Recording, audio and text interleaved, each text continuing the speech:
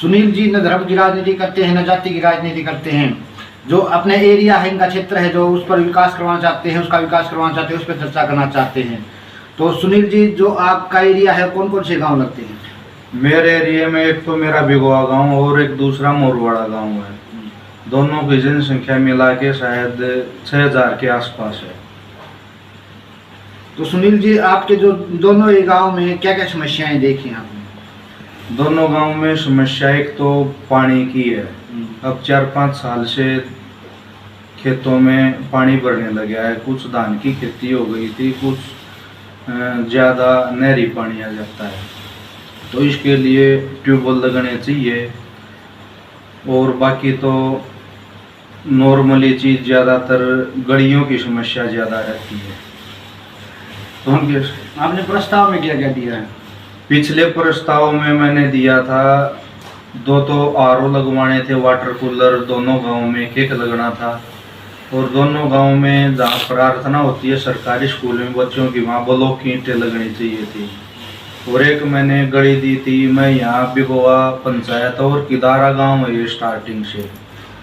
तो इस गांव में आज तक बिगोवा गांव के किसी भी सरपंच ने, पिछले सरपंच ने गाड़ का कार्य शुरू किया था और वो छोटा टुकड़ा बना के ही छोड़ दिया था। नहीं तो आज तक 40, 50, 35 साल में इस किदारा गांव में किसी ने भी कोई ईंट नहीं लगाई है, किसी ने भी।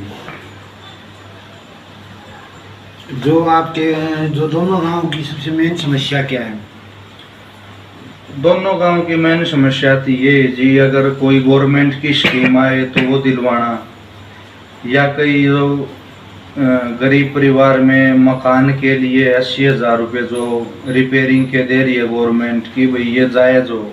लेकिन इसमें क्या है, जो बताता है उसके लिए हम सारी चीज़ जो अवेलेबल है या डॉक्यूमेंट्स हैं या ब्लॉक में फाइल जमा करवाना है उसकी बता देते हैं।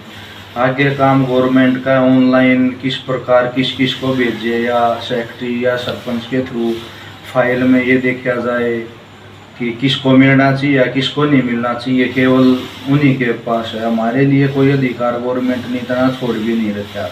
एक सतर लेवल ज़्यादा दे दिया, जनसंख्या ज़्यादा दे दी। सरपंच तो शायद 500 वोटों से शुरू हो जाता है, 1000 या 1500 वोट के ऊपर गांव में सरपंच है। लेकिन एक ब्लॉक समिति मेंबर बनाते हैं तो कम से कम 5000 वोटों पे गवर्नमेंट बनाती है, लेकिन उसके लिए जो फंड है वो जारी नहीं करती। लगभग एक मेंबर को 2.5-3 लाख रुपए, कभी कोई ग्रांट आगे 4-5 लाख रुपए इतना ही मिलते हैं। समस्या ज़्यादा, अगर एक गली भी लेनी है, अगर 1-1.5-2 किले की भी बनानी है, चाहे वो 3 क्रम की गाड़ हो 16.5 फुट की, तो उसके लिए भी कम से कम शायद 7-8-10 लाख रुपए चाहिए, लेकिन वो भी अवेलेबल पैसा नहीं रहता। तो हमारी गवर्नमेंट से यही मांग हो। अभी हमने 3-4 दिन पहले डीसी को ज्ञापन दिया था लेकिन मिले नहीं, तो फिर हमने सीटीएम को दादरी में ज्ञापन दिया था। अपने दादरी जिले के चारों खंड के चेयरमैन, वाइस चेयरमैन और दादरी जिला के सभी ब्लॉक के मेंबर्स मौजूद थे। वो तो ज्ञापन दिया तो उसमें यही रखा गया था कि एक तो मानदेय बढ़ाना चाहिए, उसको ये जारी करो कि भाई जनसंख्या के आधार पर हमें गांव में एक सरपंच से ज़्यादा जाया जाता और ज़्यादा दबाव भी है, काम का भी है, लेकिन उसकी पूर्ति के लिए गवर्नमेंट के पास ब्लॉक में पैसा नहीं भेजती है पूरा। तो एक तो इस चीज़ को सुधारा जाए। आपने जो जो समस्याएं बताई उनमें से और जो प्रस्ताव दिया है, वो प्रस्ताव पर कितनी कार्रवाई है? कौन कौन सा जो प्रस्ताव दिया उस पर क्या क्या कार्य हो चुके हैं?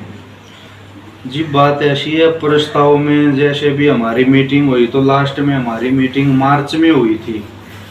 तो मार्च में 2 आरओ दिए गए थे और एक ये सामने वाली गली दी गई थी बाहर, और ग्राउंड में स्कूल वालों में ब्लॉक की। तो इससे बजट ये लगा लो कि 20 लाख के आसपास था, लेकिन जो कम से कम कम कीमत का कार्य या ईंट बेचना और आरओ लगना ये 4-5 लाख रुपए में हो जाता।